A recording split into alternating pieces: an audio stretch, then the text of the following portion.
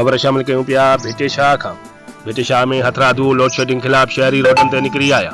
रमज़ान शरीफ जे बाबरकत महीने में सहरी इफ्तारी ऐं तरावीह निमाज़ दौरान बिजली जी बंदिश खिलाफ सख्त एहतजाज कंदे दंबूरा चौक खां एहतजाजी रैली कजी सवें शहरन पारां हेस्को ऑफिस आॾो धरणो हयो वियो। डॉक्टर अयाज चंद, मोहम्मद आज़म चौहान, सैयद हाशिम शाह, साजिद राजपूत, इसरार जोनो, रहमदिल मगसी, रशीद रिंद, जमशेद उमरी, हाफिज तालिब जलबानी, असलम चौहान ऐं ॿियनि जी अॻुवाणी में सख्त गर्मी बावजूद भी रोज़ेदार भी एहतजाज में शामिल थी विया। हेस्को ऑफिस साम्हूं धरने सबब रोड ब्लॉक थियण करे ट्रैफिक मुअतल थी वई। एहतजाज दौरान एसडीओ वापडा खिलाफ सख्त नारेबाज़ी करे उनके हटाइण जो मुतालबो कयो वियो। अॻुवाणनि जो चवणु आहे त रमज़ान शरीफ में 15 खां 16 कलाक लोड शेडिंग ज़ुल्म जी इंतिहा आहे।